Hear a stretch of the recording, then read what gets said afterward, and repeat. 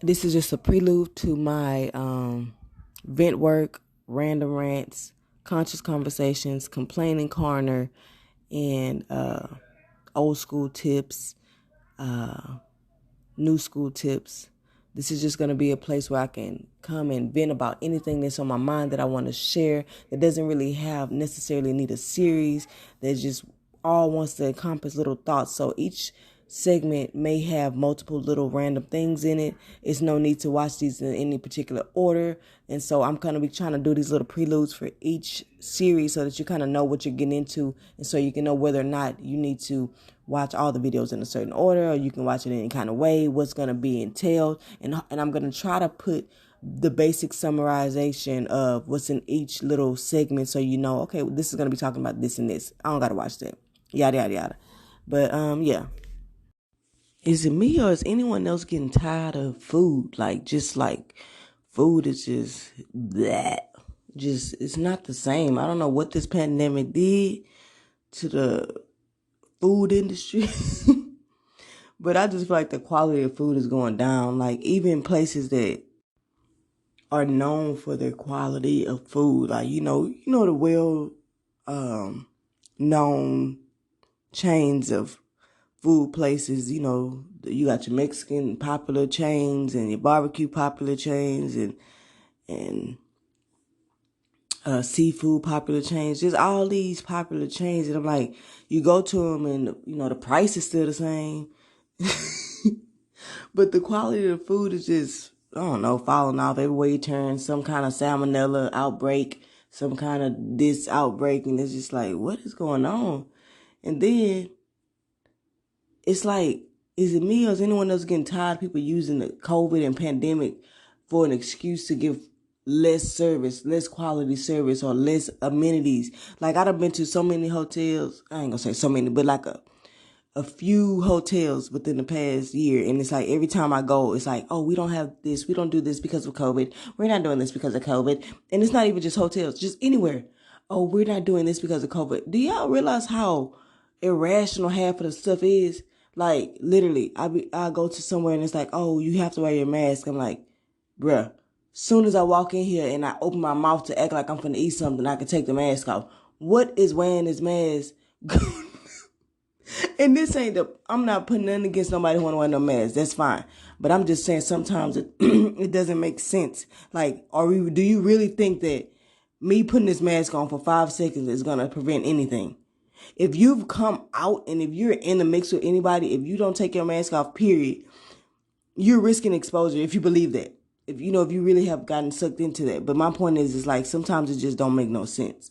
And charging me the same price for a hotel or even more, and you ain't got no pool, you ain't got no breakfast no more, you ain't got no we only do room service once throughout the nigga, what am I paying the same price for then? I need a COVID price.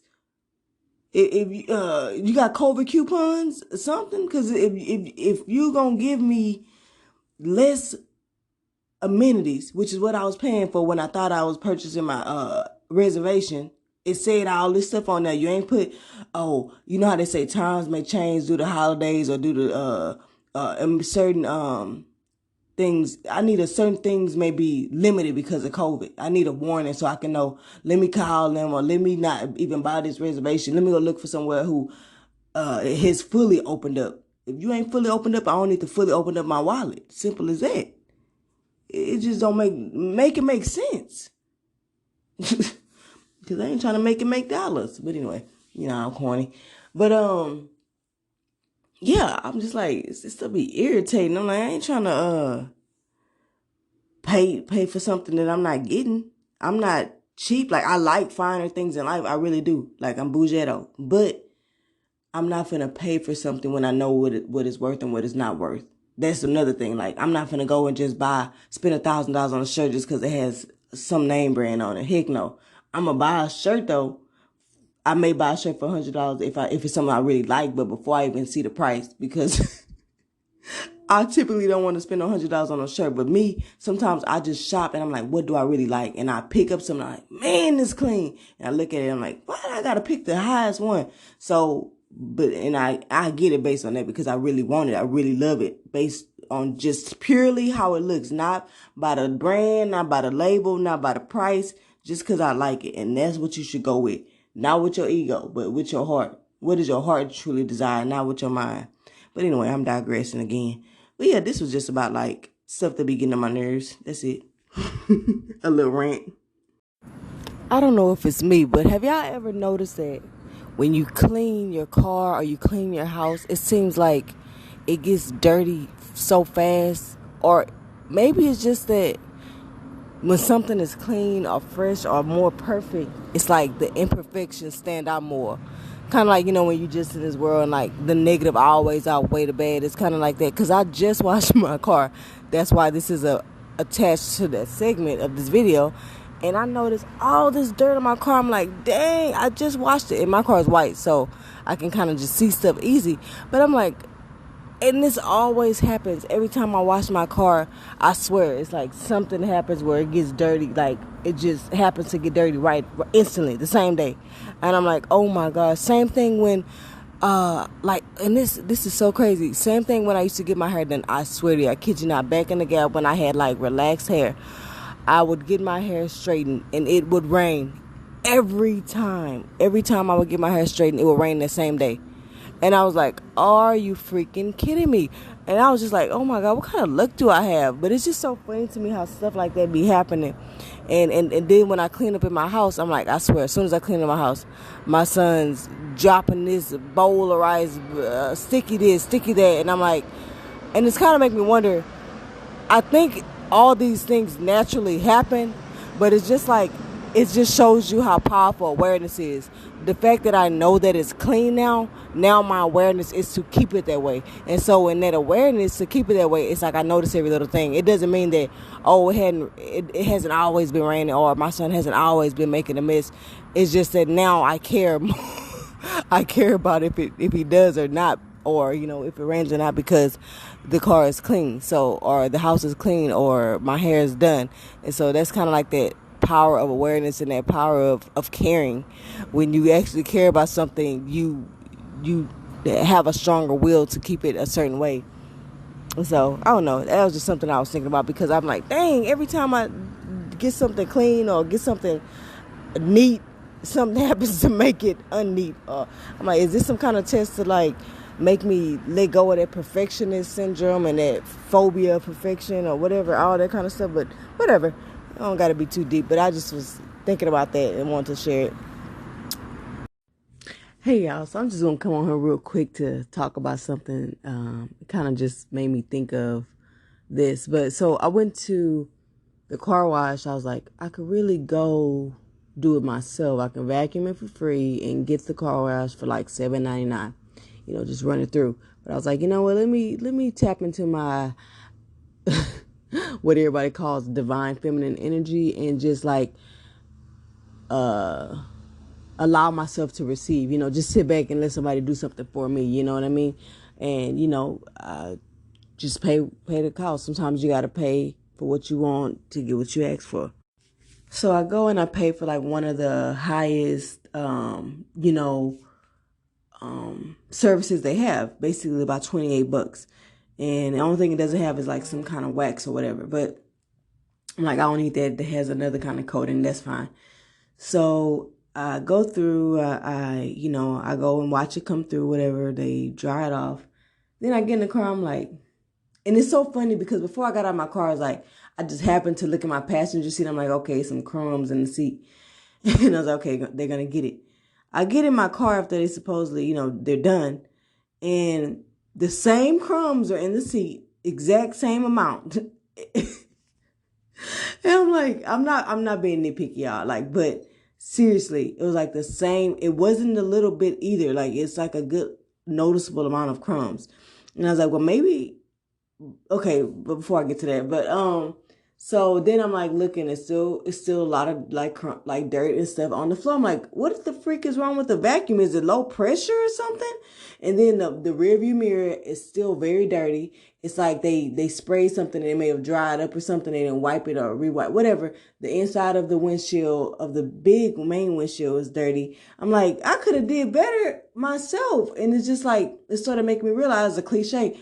You want something done right, you got to do it yourself. Not saying that people can't do the job right, but it's just like something I always say is that no one is going to care about you like you got to care about you. And you can't really be dependent on people who are doing a job, who don't really pride themselves in their job. And I notice that a lot in people who do jobs who they don't feel like are valuable. They're just more like service jobs that they don't have integrity or pride behind it. And it's like, this is what we need to get back to. It's like, don't feel like your job is not important just because you're a cook or just because you're a janitor or just because you clean cars. Like, you can make the best out of everything and you can have that job with pride, because I notice a lot of people being nonchalant. I'm like, bro, nonchalant is not confidence. I don't care how you want to twist it. Stop trying to act like you just so cool for school, too cool for school and you ain't doing your job right. Like, if I have integrity is directly related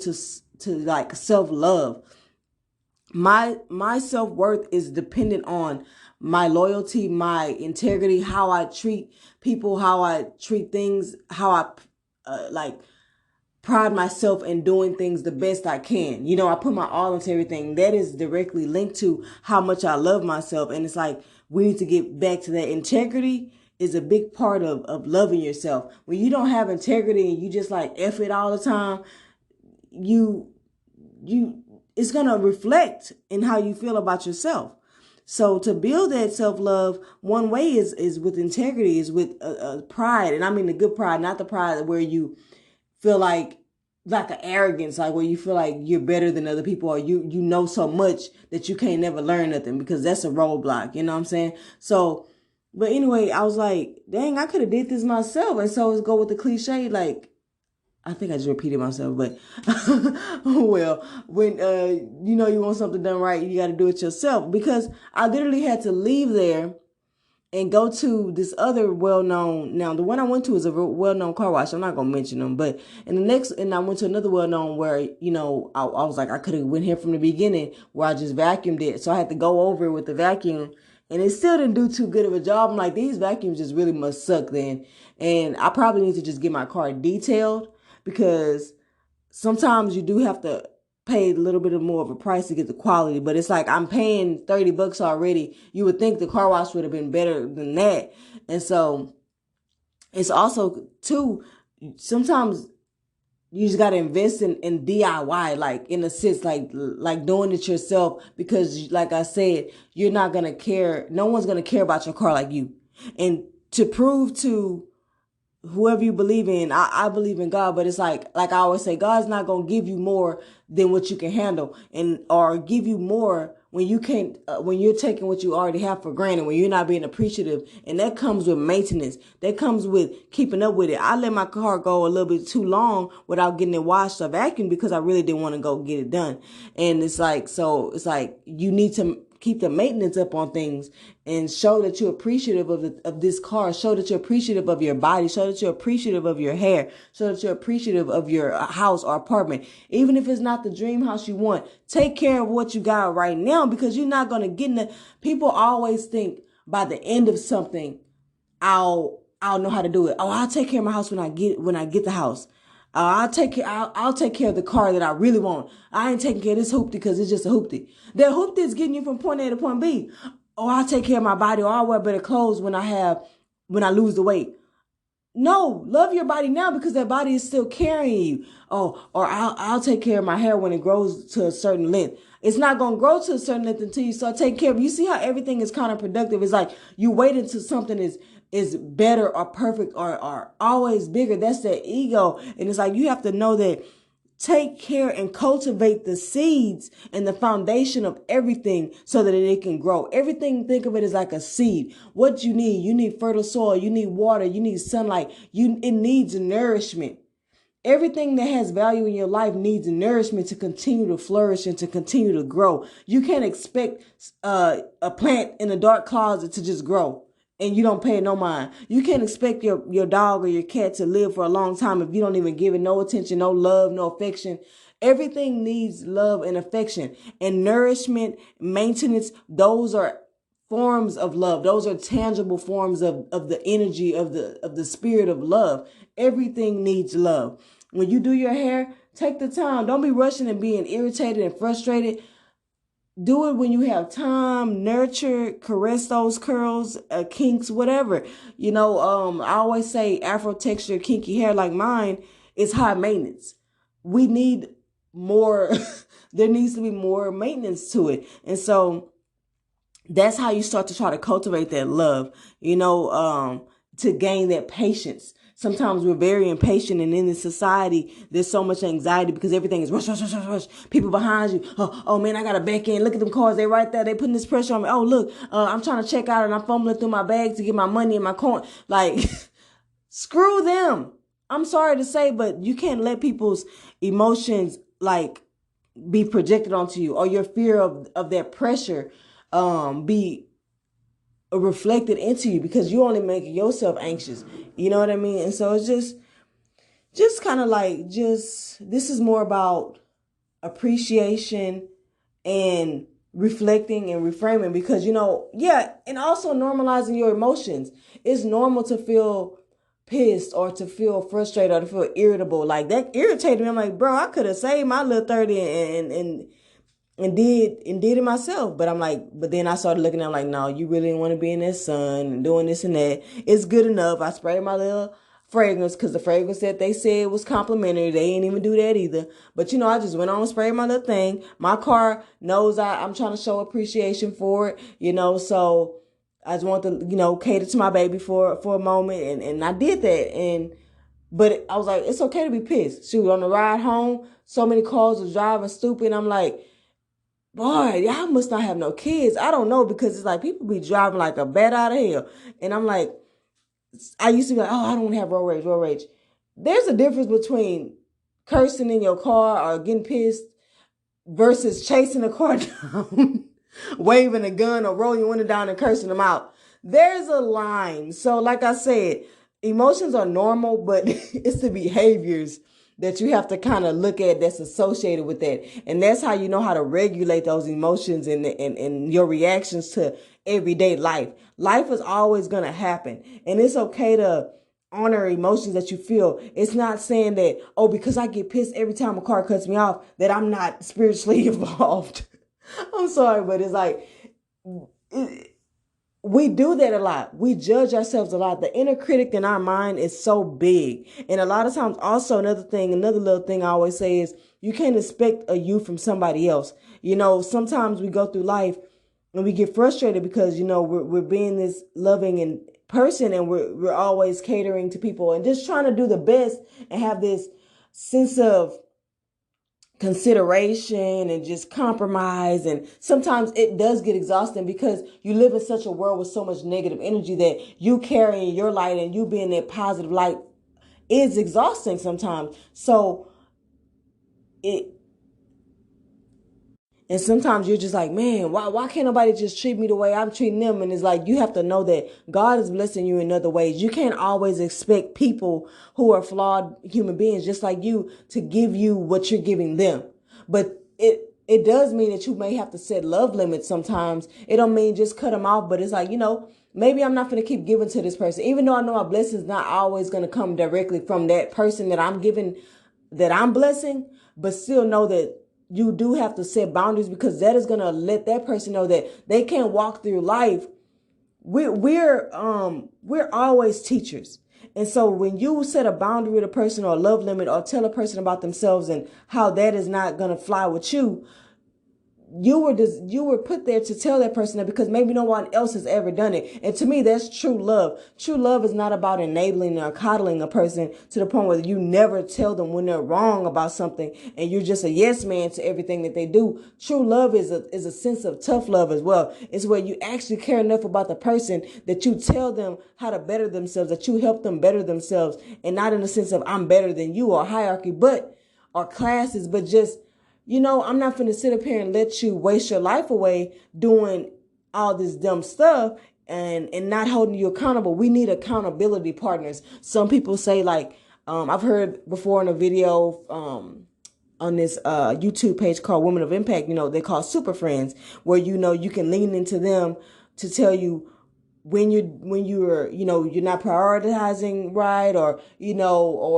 the person who gives you validation for when you are on the right path. But these are friends who are actually good friends, not the ones who push you into more of that dark space, but more the ones who pull you into that light space. And so this was just a kind of a rant vent about different little things that kind of came about just from me getting my car washed. And this is the kind of reflecting and higher perspective that you can get while honoring your human self. You know what I'm saying? The human aspect, but also getting more of a feel of a higher perspective and that divine connection or whatever. But it's just basically everyday life. Being able to see something from a perspective that is not so, I don't like to say negative or positive, but just a space where it's well-rounded. And something else I wanted to touch on, change. Change is neither good nor bad. It just is what it is. And sometimes you need change in evolution. It doesn't mean that you're becoming better than someone. I want people to ponder about this. So because you feel like in your journey, now it's time for you to go vegan, it doesn't mean that that change in your life makes you better than all the people who are not vegan, or, you know, just because now you no longer use products that you think are toxic, or, you know, or you know, you no longer cook with toxic cookware or eat off of toxic cookware. You know, now you start judging people who do, or you start judging people who feed their kids McDonald's or you know, Pizza Hut or whatever. You know what I mean? It's like now you feel like you're at a place where you can look down on people. Elevating is your own elevation. It does not go into comparison with anyone else. So the comparison needs to come out. Because if you're doing things from a competitive or comparison type thing, then you're doing it for the wrong reasons. Now, there are, like I would say, in this journey of life, there are, what I call it, like hypocrisies, or, you know, being hypocritical or whatever. So sometimes competition is good when it's in a sense of motivation or inspiration, because I kind of made a post about that on one of my Monday morning motivations. Like, you know, you running and you see somebody up there, you're like, oh, I'm finna catch up with them, or I'm finna go ahead and pass them up. That's okay, because it's kind of like you don't really feel like you're better than them because you pass them up, because who knows what their run is. They could have been running 5 miles by now, and that's the only reason why you beating them. You don't know what the circumstance is, but it's just a way that you conquer your mind and your resistance and your need to give up and doing something that's going to work for you. So that's what I'm saying. There's always a little bit of contradiction in things that I may say, but you have to know how to read between the lines and understand the deeper meaning. So I just want to wrap this up, and hopefully you got something out of here from one way or another in the cliches that I mentioned or whatever, just a little old sayings that a lot of people have heard and kind of just my take and perspective on them. Well, all right, guys, that's all. Peace out. Out here barbecuing. Do I want to? No. So with that being said, traditional gender roles are okay, y'all. As long as it's not the gender roles that's the issue, it's the feeling people internalize that it's an obligation. Nigga, if your man like to barbecue, if you like having family get-togethers and had a man cooking and the women in the house, y'all chit-chatting, chilling, drinking y'all little wine coolers, do y'all. We ain't, like I said, it's not about throwing away all the culture. It's just about like now knowing that you have option and nothing is obligation, bro. But if your woman good at cooking on the grill, then let her cook. It's not, oh, now I feel like less of a man because my woman out there grilling. What I look like as a man, letting my woman grill and I'm in the house chilling, or I'm outside just talking to my boys playing domino. These niggas gonna say, what kind of man are you? You ain't good. This is the problem. You see? It's the fear of the judgment. It's the judgment. It's the internalized sense of obligation. It's the expectation. Those are the real issues, not the gender role in itself. But yeah, so like I said, I'm gonna be a little whatever, not politically correct or whatever what people want to say. Do I want my son wearing makeup and nail polish? No. But will I let him play kitchen and be the daddy and, you know, learn how to nurture and take care of baby? Yes. I don't feel like it's important for him or necessary for him to wear makeup and nail polish to feel like I'm being this person who believes in equality. My son can grow up believing in equality, and I can grow up believing in equality without having him wear makeup and play dress up and wear dresses. So yeah, I'm just that's it. That's all. Bro, you ever be driving on the freeway and You know how like you driving and somebody getting on the freeway? Why do people always think that that's an automatic merge? And did people not really learn how to drive? Or we need to bring driving school back and make it more popular, because people don't understand the rules. That is not an automatic merge. Stay in your lane until you got some In 2 miles, take the exit toward Imperial Valley Drive. As you can see, I'm driving right now. But yeah, it's just crazy how people be not thinking. Like, bro, don't be, just because you scared, or you probably low key. People act more hastily when they scared, because it's kind of like they just taking that risk, and that's why they be driving out crazy, because low key they don't want to think about how scary driving really is. It's like, it could be scary because you don't know. Like my mom always told me, drive for you and everybody else, and I ain't gonna never forget that. But yeah, you do, because people don't know how to drive. And don't let it rain. In Houston, one drop of rain, boom, everybody forgot how to drive. Simple as that. I know y'all might be thinking, what is the point of this episode? Sometimes my episodes ain't episodes. It's just like a verbal post in a sense. And it's just about like, everything don't have to be so serious in life. Everything don't have to be so professional. This is just me chit-chatting with y'all. You know what I mean? It's just, don't take life so seriously all the time. Sometimes you got to laugh at the foolery. You got to laugh at the stuff that get on your nerves, because that'll help you, like, let it go. Laughter will help you let stuff go. Real talk. Like, seriously. Yeah, I can make everything deep. But yeah, what else I was going to talk about? Yeah, that's all I'm going to say. Why is GPS stupid? Like, seriously.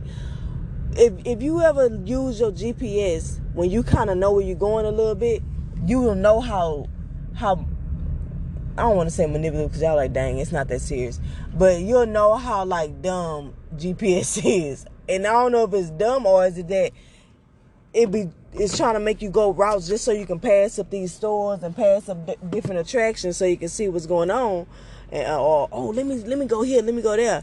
But like, seriously, because it's like, if you've ever used your GPS and you know you're going a little bit, you'll see like, why are you taking me this way? Like, this way is longer. Like, wow, like literally it'll be right, like you can see the sign.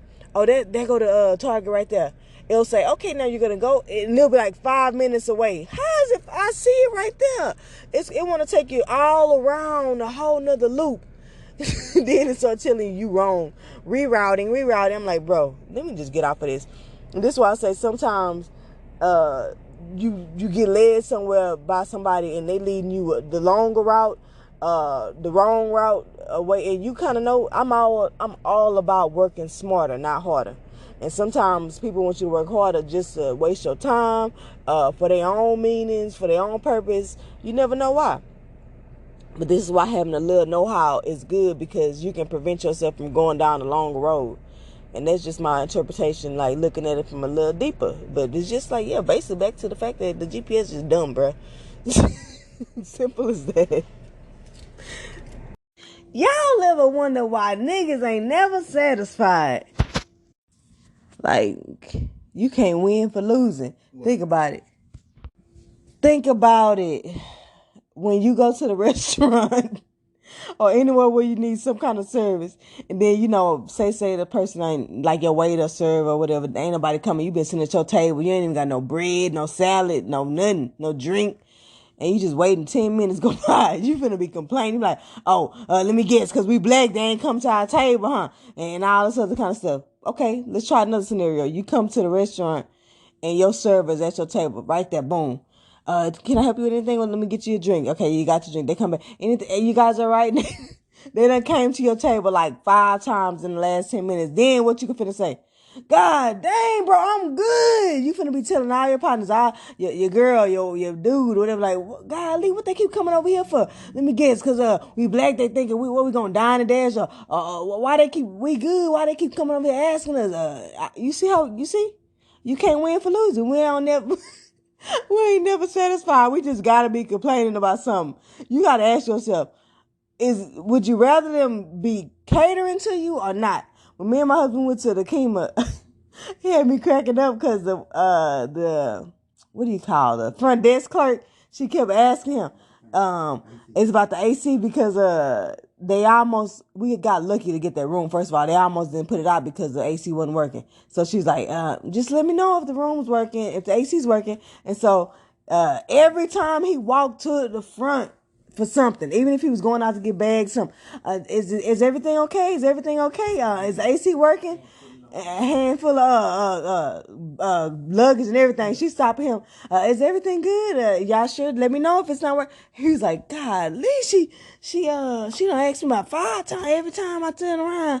And I just mentioned, I was like, you see how he is? We complain when they ain't no asking us nothing, and we complain when they do ask us nothing. It's like, you just got to figure out what you want to do. Is you going to be happy with them asking you? At least they care. They showing customer service. You'll be complaining if they wouldn't. Also, it's just our jokes though, y'all. But it's just funny how we be doing. I'm like, sometimes you got extra stuff. Am I just complaining just to be complaining? Hey, y'all, a few things this morning. So I'm getting up, detangling my hair and doing my son's hair and getting ready for his potty party. But I had a couple things in my mind. One, we got to stop over-researching stuff. Are you a hypochondriac? I got those tendencies. And when I mean... So we are... Hey, shush. Sorry, guys, that was my son. He came here and I said, buddy, I'm doing my work. He said, what are you talking about? Fart? And I said, no. He said, poop? I said, no. He said, peep? I said, no. Well, maybe it's like about pottying, being a mommy, doing other stuff. And he said, oh. Kids are funny, I swear, man. But anyway, he said that because he just finished pee-peeing on the potty. But, so over information, like when you feeling like you got a little sniffle or you got a headache or you got this and that, and you start going on YouTube University or Google, I'm trying to think of a word that starts with a G for Google. But yeah, I don't know, Google something. But the point of it is that I don't know if it's a subconscious or I'm just going to use mine because I'm not a scientist. I'm not a historian. I'm not a psychologist. I'm not a doctor. I'm just a person living through life who is giving you firsthand experience from things. And that's all I can do. I'm not pretending to be something I'm not. I'm not pretending to know things I don't. I just do my research and live by example. And that's all I'm trying to give y'all, like real stuff and not just, oh, let me give you a bunch of information that I never even tried or that I don't even, have exposure to, which is good too because, content has to be out there. But, like I said, I'm just trying to give you my experience. So the mind doesn't really know, the subconscious particularly doesn't really know reality from fake. So if you looking at all this stuff, oh, you have this flesh-eating bacteria and you're like, oh my God, what am I going to do? And your body starts going in this hyper,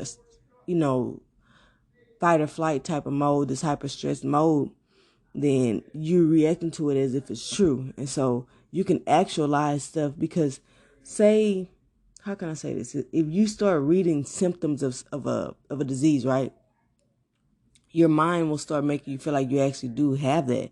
And I don't know if that's like a placebo effect or whatever, but it's just like the more you expose to yourself, the more it's harder to get that out of your head that is not what it is. And so you're going to always constantly go back. That's why they say your mind creates your reality, because say you're reading research on, when your man does this, that means he's cheating on you. And so now every time your man goes to the bathroom with his phone, because this research article said every time your man goes to the bathroom with their phone, they're cheating on you. And for some people, you may think, oh, that's dumb. But some people, and I'm included, we do internalize things a little bit deeper because in this day and age, we don't know what's fact and what's fiction or what's manipulation or whatever. So a person may feel like, dang. And even if they like, I don't really believe that, it's in your mind so deeply now that you kind of can't really get that thought out your head. Even if now you got to rationalize every time you have that thought cross your head. You just got to say, oh, that's just because I read that article. Oh, that's because of this. I got to give it the benefit of the doubt, or I got to ask if I really want to see. I need to just open and have these conversations. Like I said, the best way to get out of your head is always to just speak and and ask and not assume. Assuming is the devil. That's my other love coin phrase, because it's true. Because you're always assuming the worst. And that worst case scenario, that adaptation of my black mind comes out.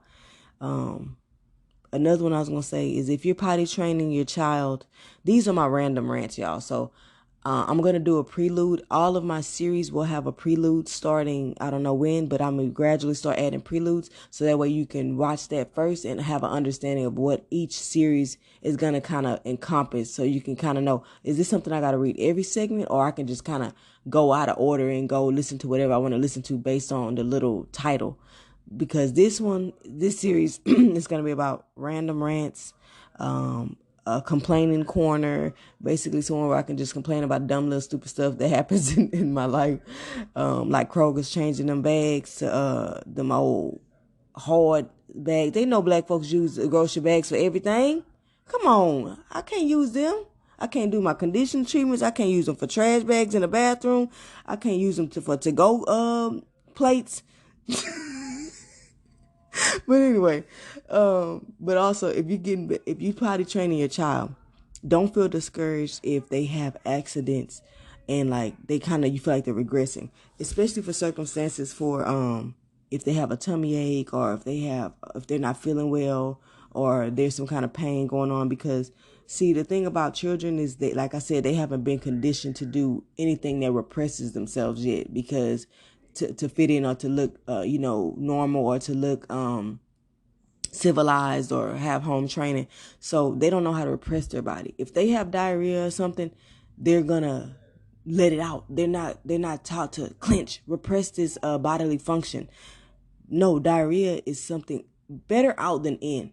People look at bodily functions as bad, even when they seem bad. Like diarrhea, it's a good sign. Not okay. The reason probably isn't good, but it's good that you're getting it out. It's better than just having those toxic products or matter or whatever you want to call it in your body. So throwing up poop, diarrhea, all that stuff. I'm sorry, this is a kind of for some people, they may be like, ugh, I hope you're not eating. I should probably make that disclaimer, but everything I do is raw, real, and uncut. So just always know you may not want to be eating when you listen to one of my things. But yeah, just know that because I say this because my son had like 2 accidents. He came home with a pull-up 2 days in a row, and a diaper, because they still have diapers from when he was using them. And I was like, and he was like, well, yeah, he had an accident during nap time. For 1, he was asleep. For 2, it was diarrhea. And so I was like, okay, that's okay. But the first aspect of me, that perfectionist side, was like, dang, I'm finna sit up here and have a potty party, and he up here don't even seem potty trained. I'm like, that's kind of embarrassing. But I'm like, then I had to let go and say, me and my husband started making jokes, and he was like, shoot, look, you gonna have a freaking potty party. He gonna be on the head. That boy done went to the bathroom about 5 times. He done had about 5 accidents at the potty party. And sometimes you just gotta laugh through stuff, even, when it makes you feel a little nervous or embarrassed or ashamed or whatever. But I was like, he a kid, and I'm gonna explain that too. He's potty trained because he goes independently, but that doesn't mean he doesn't have accidents. It's as a human. It's like there's this perfectionism still underlying. Like, just because you're potty trained doesn't mean you're not going to have accidents. That's why they're called accidents, or that's why things are called mistakes. Just because you have achieved a level of expertise or skill does not mean you're not going to fall and slip up at time to time. It's the same thing with children. We hold children to a very high standard. Like, think about it. We're training them on so many things at once. Do this, do that, learn how to do this, learn how to do that. And that's why I didn't pressure him so much. And I'm still not going to pressure him. If he starts backsliding and he starts having more accidents, I don't care. I'm still having this potty party because I'm still showing him I'm proud of what he's done thus far. And that's how you got to let go and not be so worried about the image or what people are going to say or what people are going to think or whatever. And so I just want to kind of put that out there for anybody who, kind of beats themselves up when things don't seem like they're going right, or like, dang, he would start having accidents right before the potty party, or dang, I would start doing this right before I'm about to do this. Like, when those fluke things happen, like, really, bro? Really? Now you want to start cutting up, or now you want to start this, or now this happening. Now, all those, like, now, so, like, y'all, like, I'm going to go back to that. So what now? What you gonna do about it? You gonna make that beat your spirit down and bring it down and just stop in your path and make you want to give up? Or you just gonna be like, F it? Sometimes you gotta say, fuck it. But yeah, I stole it from my husband friend. But yeah, you do. You just gotta say, fuck it. And just do you and just keep going. And let it roll off your shoulders. But yeah, I'm gonna do a little prelude so y'all can know what all's gonna go into this series of random rants and complaining and conscious conversations and like old school tips, new school tips, things that how they always say things your mama didn't teach you or not your mama's this or not. Well, I'm going back to things my mama did tell me and my things my grandmother did tell me. All these types of things that I grew up learning from that old school mentality that I feel like we losing in this, these new generations that's coming up, and these youngsters out there, if you listening, you 18, 16, 20 something, really, you should be listening to my page too. I feel like this podcast is for all ages because I have so much spirit in me, so much diversity in who I am. Like, I can hang with the young ones if I want to. I can hang with the old folks if I want to. I have so much older wisdom, but I have so much knowledge and empathy for youth because I haven't forgotten what it was like to be young and to be impressionable. And so it's like, y'all need to, I'm trying to put y'all up on game, man, but like the real game, not to manipulate but just a game to survive out there. These tools that you need to kind of keep going through, pushing through all of the negative and dense energies that surround us, and just that trying to uplift y'all, whatever. Well, as always, I love y'all. Peace out. Keep God first. Yes, I'm extra extra read all about it. This is not a real episode. I just want to make a episode just to tell you how extra I was. So that's just confirming how extra I am.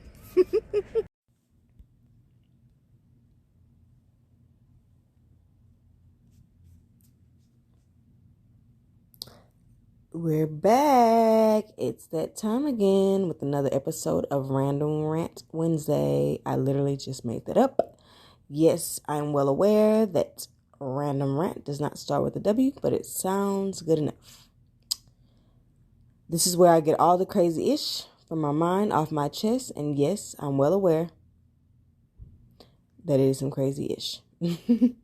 But hey, some of it got some gems in it, so it's worth listening to. This is where basically, like, I don't go into deep, long things, but I kind of just say little topics, my 2 cents on things, and just kind of leave it there. Sometimes I may make a whole episode about it later if I feel like it's something that needs to be delved into, and sometimes it may turn into a series. You never know if I need more information or whatever, but I just also want to disclaim, like, please, guys, share this with people who you feel like need motivation, who needs inspiration, who may be going through a spiritual awakening. And I know everybody doesn't like that term, but to get this to the people who need it the most, I am going to be using that term of spiritual awakening because there are a lot of people out here who need some rationale and some grounding and some assistance with what they're going through and, what's happening to them mentally, physically, emotionally, spiritually, whatever, One thing, I have a lot of insomnia sometimes, but there could be many of reasons. But for me, it's when I feel like it's when I'm tapped into my mind. Sometimes you get a lot of racing thoughts, and sometimes those thoughts are a bunch of a negative subconscious loop, and sometimes it's a bunch of good ideas. And I feel like that comes from basically when I have unfinished work to complete that I've held off all day. Like, maybe I've been trying to prioritize, my family, my personal life, and I kind of have neglected, writing or journaling or putting my thoughts on a paper. And for me to get peace of mind, if I have a lot of thoughts, I have to get it off. I have to get off my head and put it onto something, put it in my phone and put it on write in my journal. And so it's basically, to me, just a sign to prioritize work a little better, or focus on balancing of that work personal life dynamic. Another thing is hoarding. To me, this is like a compulsive need for me. Some people try to say it's for comfort or for other things. To me, this came from childhood, like hoarding and not wanting to throw things away. This compulsive need to be prepared. For me, it was like a deep attachment to things with perceived sentimental value that was instilled in me from childhood. It was like everything, especially my schoolwork, had feelings. I couldn't bear to part with them or feel like I abandoned them and treated them like trash, unworthy of my love or appreciation anymore. I know, extra sensitive. I know, y'all. But to me, the solution is like minimalism and like a minimalist lifestyle. It's basically living with things you really need. It means removing anything that distracts you from living with intentionality and freedom. And so I try to practice this. It is a practice. I really don't feel like I have too much extra stuff in my house. I do live in an apartment, so I don't have that much space anyway. So I try to keep things down. But I do love kitchen appliances and gadgets. So I do have like things that I feel like make life easier for me. But I try not to overdo it. Every now and then I periodically do spring cleans where it's like, oh, if I haven't worn this in a year, I'm throwing it out. Or if I really don't, if I feel like, oh, I got to gain weight or lose weight just to wear it, I'm throwing it out. Not really throwing it out, giving it away. Just kind of trying to keep things down and not so over cluttered, because a cluttered house is a cluttered mind to me. And your environment is a true depiction of what's going on in your life and, the chaos that you may be going through. And so it's a good way to gauge where you're at. Like, I know when my car gets really, really disgusting that I'm not focusing enough and I'm not slowing down. I'm just running like I'm in this rat race. And so there's that. Then you have, I was thinking about, the subconscious versus the unconscious. And honestly, people use them interchangeably. And even with the research, it was kind of hard for me to really figure out how to decipher it or explain it. But the subconscious, basically the umbrella of the mind. It's an umbrella concept to me because it's almost like everything that you've ever seen, experienced, or done, yada, yada. And I do have a video on that. I don't really remember everything I put in there. Maybe there's new things that I feel differently about, but you can take a look at that. But versus the unconscious is more of the deeply repressed emotions. And so here's the definition I have. The subconscious refers to that part of the consciousness. And consciousness is the fact of awareness by the mind of itself and the world. So basically, the subconscious refers to the part of your awareness that we are unaware of. It is the information that we're not actively aware of in the moment. So it's constantly running. It's constantly there in your storage like a file cabinet.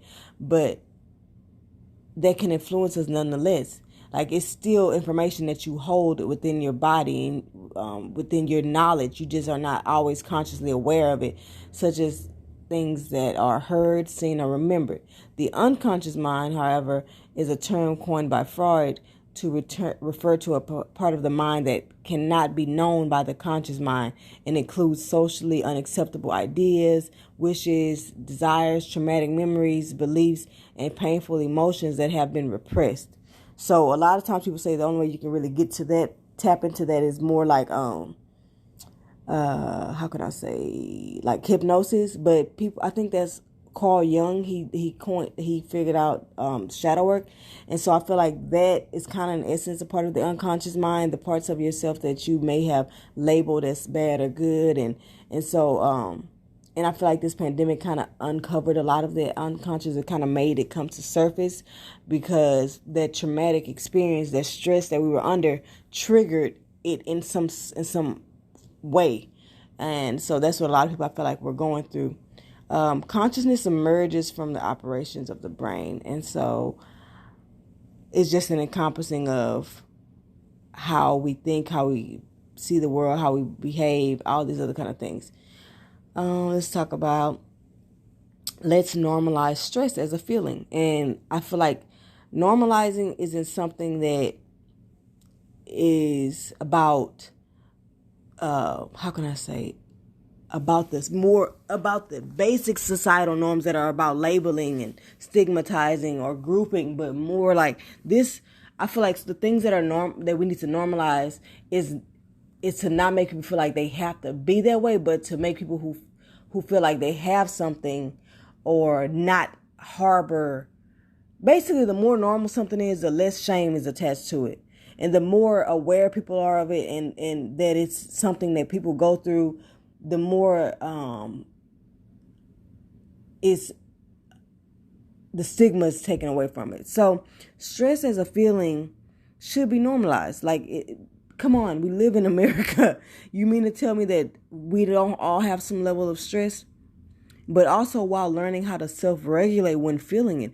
A lot of times it's not a conscious thought. It's a subconscious narrative or a feeling or, or unconscious energy or emotion that communicates with your body or mind. And this is when the triggering of coping mechanisms to get through those stressful feelings come about.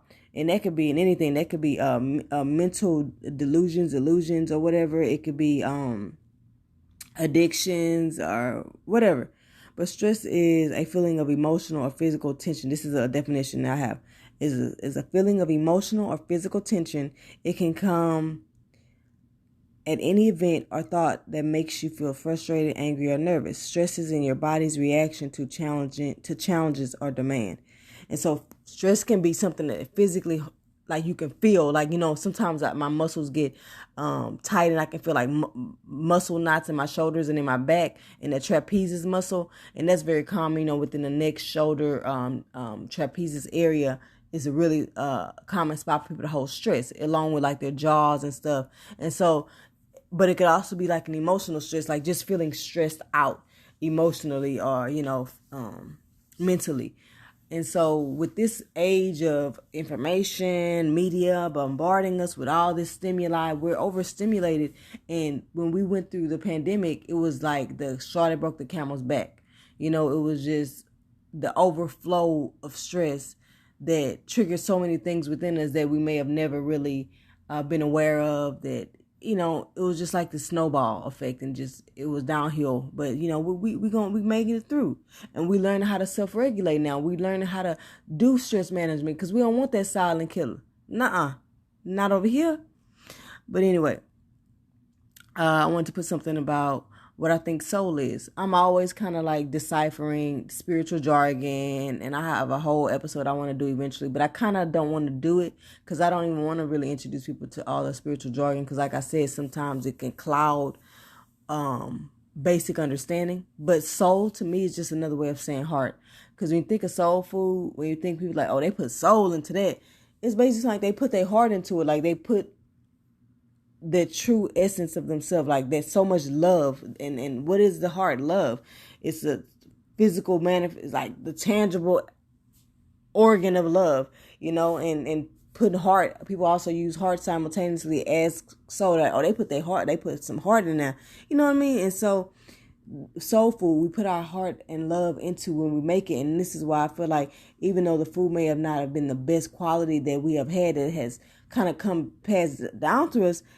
It was a demonstration of our resilience, and the fact that we put so much love and time and nurturance in that food.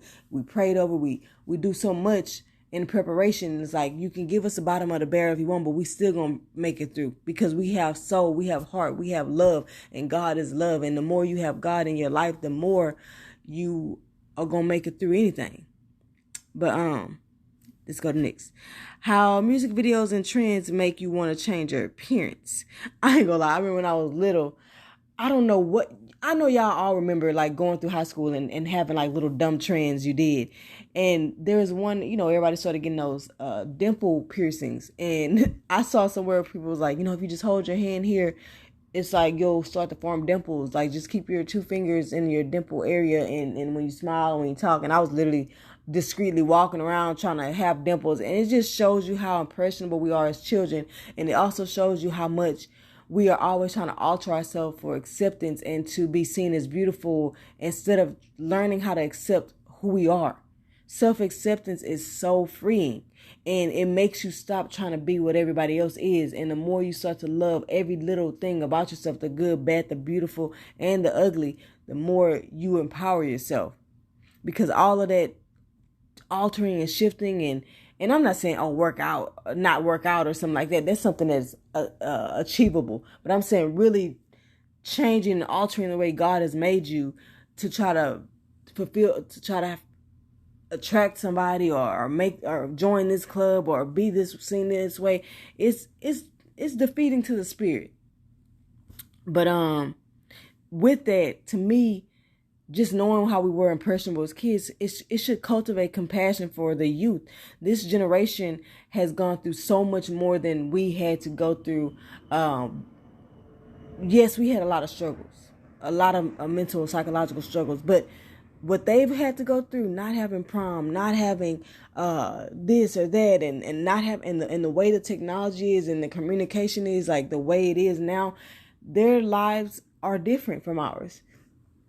And we have to learn how to help them get through it and still instill the old school stuff in them so they can understand how they can have the tools to make it through all of the toxicity and the de-evolving trends that may be going around. Like I said, you can't get mad at your child for looking up to a rapper or singer or celebrity when you're not giving them a foundation that makes them want to look up to you.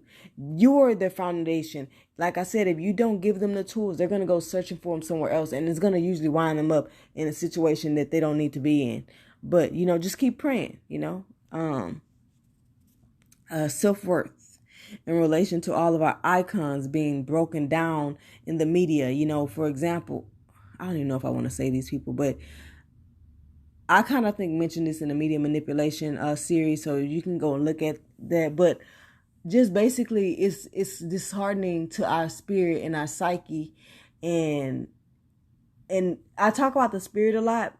And the spirit is basically your feelings and how you feel in life. And feelings are important and emotions are important because they're what keep us going.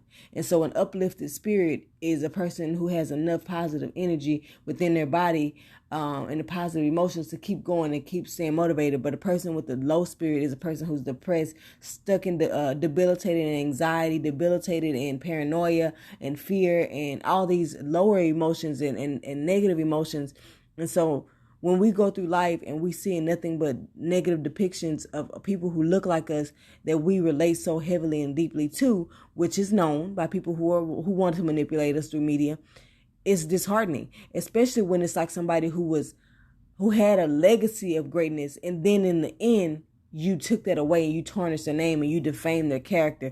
That is heartbreaking to us, and it's why we constantly are stuck into this learn hopelessness and learn helplessness, because every time we're up, there's so much, we're bombarded with so much hate and manipulation and trauma and fear and degradation that is disempowering. And that's why you have to know that the media is a manipulative force, and the more you know that, the more empowered you are, and the more that you can say, man, that's some bullshit. They always trying to do something to bring us down. It ain't gonna bring me down. You get what I'm saying? Like, I know what it is already, and I know that this ain't gonna make me see this person different, because at the end of the day, we human. And if you listen to my last episode, you'll know why that's funny. Inside joke. Anyway, recognize when you're trying to steal someone's joy.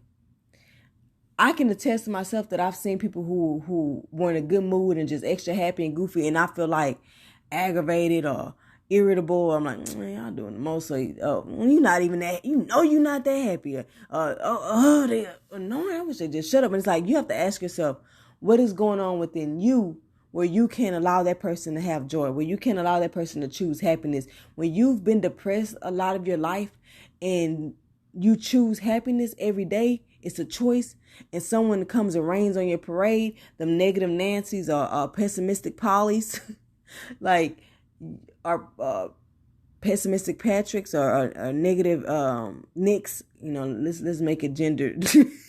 Let's do some gender equality here.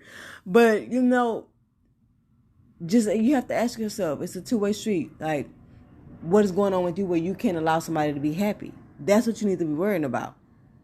And let's see. Y'all, what's wrong with being friendly? Because I'm friendly as heck. Let's normalize positivity, overpowering negativity. Normalize being sweet like honey.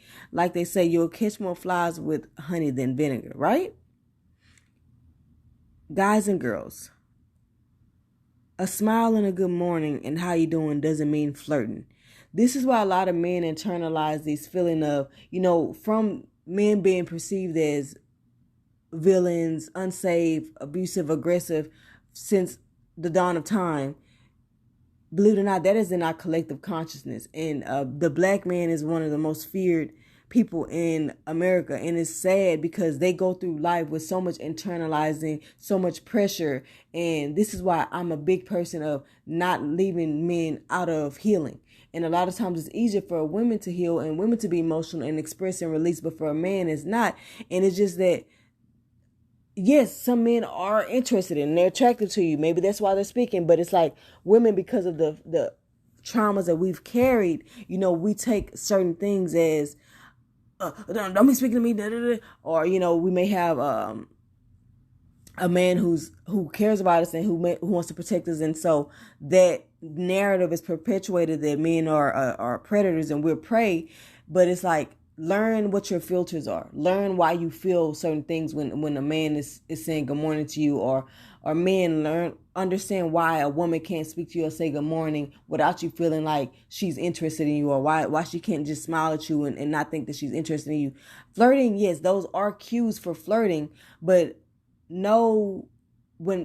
don't take rejection as something personal. Sometimes people just want to walk through life and be have manners and speak to people and not just say they're speaking to only their sex or their gender or their race. You know what I mean? And it's just common courtesy that is being misconstrued or taken offense when it's not being flirtation. When they're feeling of rejection or the feeling of abandonment or feeling of awkwardness because they wasn't flirting, they was just speaking, and you were triggered and now you say all kind of crazy stuff and disrespectful things. It's just like, try to understand that and just reframe it, and let's change that narrative. Yes, those can be flirting tactics, but also just know, like, it also can't be. It could be one. It could either be either or. And that goes into what I was about to say next. Everything is not sexual. The need to be attractive to the opposite sex is so engraved in our culture that our self-worth is directly associated with how much attention we receive from that opposite sex. Trends and media perpetuate and fuel this detrimental mindset. Like, it's not bad to have sex appeal or feel like you want sex appeal, because that honestly fuels a lot of our self-confidence. And that is why, a lot of times when we're single, we have a different level of confidence than when, you're committed and you've been in a relationship for long times and you just may not feel attractive anymore because you're not getting that same constant, you're not in an environment where you're constantly getting that attention. And so it's solely dependent on one person that you're seeking it from. But know that is not your only sense of self-worth, and you have to learn how to balance your self-worth and other things that are more sustainable and have deeper meaning. A new way to have your cake and eat it too. Why can't we have it both? The hood nigga or bad boy and the respectful gentleman with a heart, or the lady in the streets but a freak in the sheets. Let's break the narratives played out in the media depictions. The idea that an alpha male means you're not corny or funny or genuine or sweet is absurd. What is a simp anyway? Like, we have narratives in the media of certain couples and the woman always leaving. Just be mindful of the media. Like I said, they highlight what they want to highlight to control the culture. And it's like, you can be a hood nigga and have that personality and have that hood swag and whatever, and still love your woman and still treat your woman right and still respect women, respect your mother, respect your sisters, respect your female cousins, and not be disempowering, not be overbearing or dominant or controlling, but still leading as the man with integrity. You know what I'm saying? So it's like, or women, you can still be, sensual and dress, in ways that make you feel sensual, while still holding on to your dignity and respect for yourself, not getting too lost in the rebellion of, the feminist movement or the women empowerment movement, and just feel like you got to be this way or that way in order to be empowered. You can be empowered and still do things that you feel like have respect for yourself and respect for your relationship. that's what a relationship is all about. That is what real relationships are about, is compromising and sacrificing. And I'm going to, like I said, I know y'all waiting on it. I'm sorry, but divine timing. I got a whole episode for that. But, yeah, let's see what else I got. It's okay to have relatability with multiple friends. African Americans have been so dispersed culturally that we have soul resonance with many cultures. Our heart is attached to so many things. I know for one, I had to be Hispanic, Caribbean, African, Native American, probably Asian in another life. But I don't know if it's about another life or just the fact that we become mutable because we don't really have a strong tie to anything. Like, we've been so detached from our origin that we just really find resonance in anything that makes us feel good. And we're all so much alike, and society is what has divided us, that it's not uncommon for us to have interest in this and that and this and that. It's society that wants to put us in a box and, want to make us feel like you can't have multiple interests or you can't be multiple ways or whatever. But yeah, different cultures speak to me in all kinds of ways. And I just love culture, and I love multiple cultures. And so, it's okay to have different types of friends, different strokes for different folks. Oh, this is my friend I go and hang out with when I want to go turn up. This is my friend I do my spiritual kumbaya stuff with, you know what I mean? Or this is my friend who I go to church with, or this is my friend who I go to the park and have picnics with, or this is my friend who I do all my workouts with, or this is my mom friend who we both have kids and we do play dates and we hang and chill. You have to, and that is okay. Normalizing having different types of partners, different types of friends, girlfriends, sisters or whatever, however you want to say, call your girlfriends or whatever. Random. Kroger's new bags. Breaking news. Why did they change them? They know black folks use grocery bags for everything. Conditioners, bathroom trash bags, all this, and they done changed them to these old hard.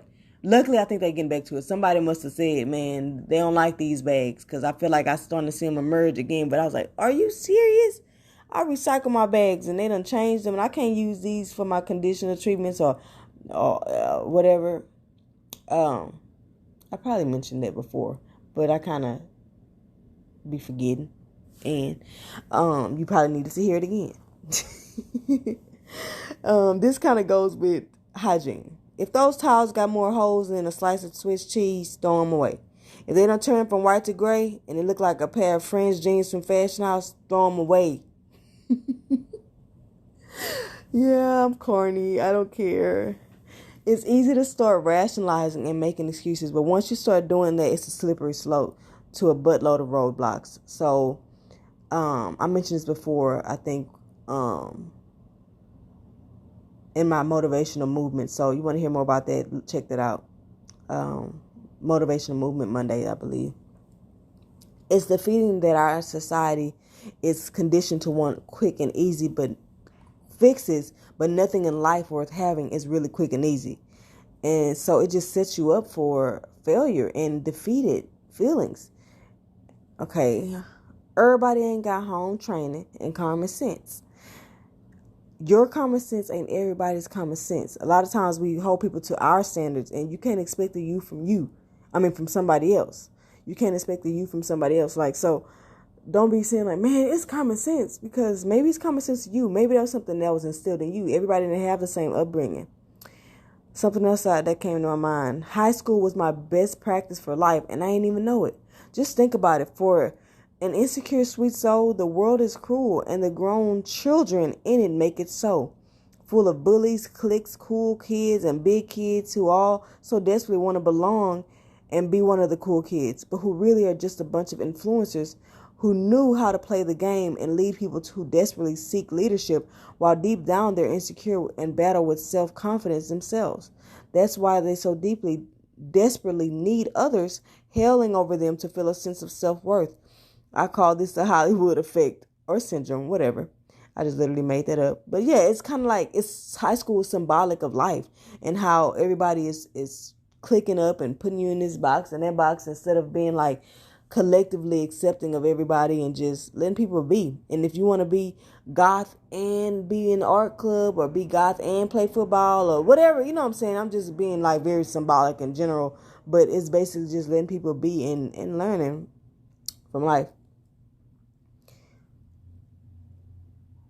Know your worth. I mentioned this in another post, so I'll mention it again. It's more than how much money you have, how big your is, how fat your is, or how fat your butt is, or big your butt is, how good you are in the bedroom, how big your breasts are, how slim or muscular you are, how curly or straight your hair is. Body dysmorphia, or this obsession with physical appearance, is detrimental to your spirit, which shouldn't be affected by society's superficially physical and material labels. And that kind of goes with something I kind of mentioned earlier. Can we normalize having a bad day for no reason or not knowing why? This alleviates the pressure to know and surrenders to your feelings and opens the door to willingness to honor them and lean into skills to create peace and calm within your nervous system. This goes with that normalizing of stress and that self-regulatory skill that we need to manage the emotions and thoughts and feelings that we have on a day-to-day basis. Classism in cooking. Cooking is transformative and healing. Use food as your medicine. Don't follow societal trends to feed your ego's need to belong or fit in. Wellness is about customization to your ancestral lineage, culture, interests. Whatever feeds your soul, whatever feeds your spirit, do it. But, be mindful of health and nutrition while you're at it. If everything about you is good and your health is in tip-top shape, then if it ain't broke, don't fix it. Be an intuitive spiritualist and parent. Listen to your child's inner guide for nutrition, love, language, learning style, etc. This goes into conscious parenting.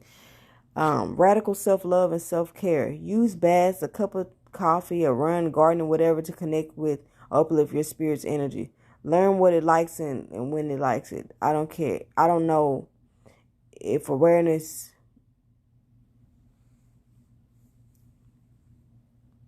what was I going to say about this?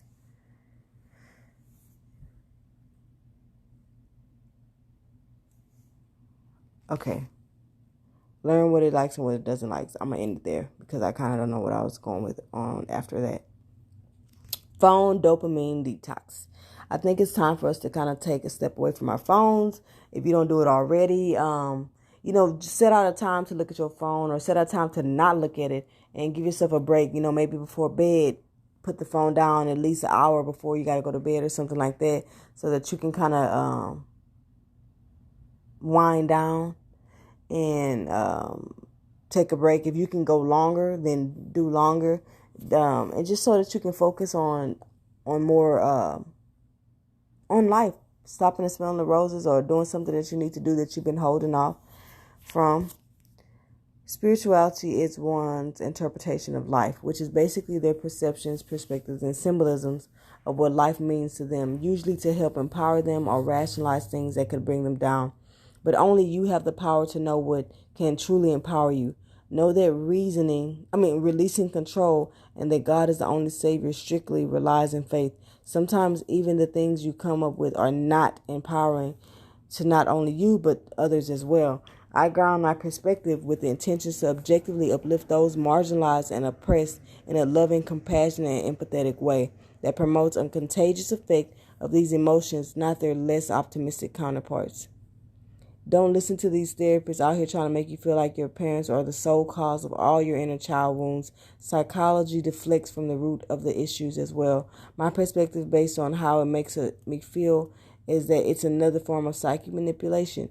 You mean to tell me that my parents not being able to help me self-regulate my emotions is because they were neglecting or didn't love me, or that they spanked me because they didn't love me, or they were abusive?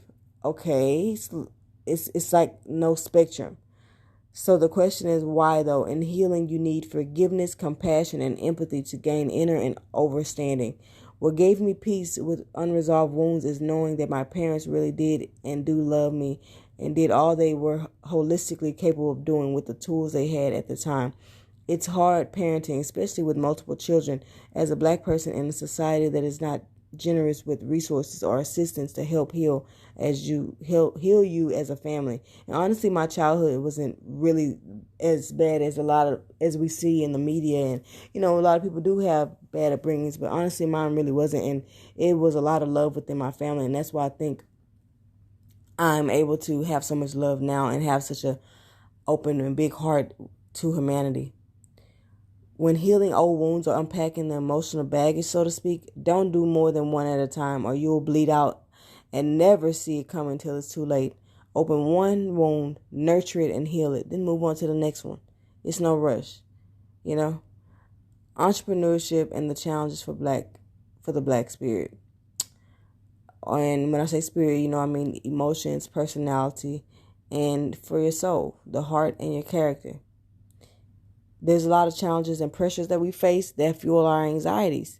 But, we got to take it one step at a time, try to collaborate, try to seek people who have genuine intentions for resources. And like I said, lead with faith. The only way to conquer fear in any aspect of life is through faith.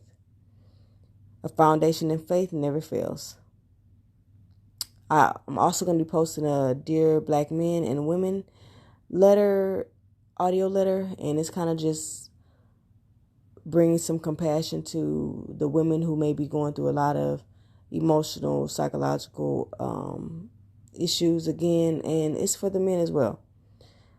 Self-regulation, balancing cognitive, rational, I believe they call it the left brain, and emotional, or the right brain. And that's another way to kind of gain that homeostasis or that centering again when you're feeling like loopy. And I do have a episode called I think it's spirit talking to you or something like that, and the importance of grounding.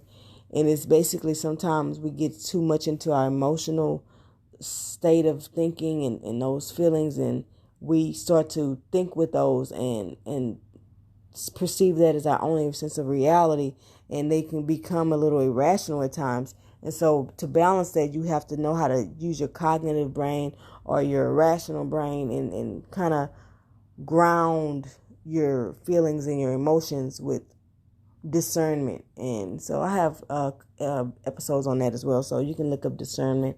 And please, like I said, favorite this podcast, share with other women, share with other men who you may feel like could benefit from it and need some motivation and kind of get some perspective or insight of what they're going through psychologically, mentally, emotionally, spiritually, whatever you want to call it, just life in general. Hopefully this helps someone and you guys found some of these topics interesting.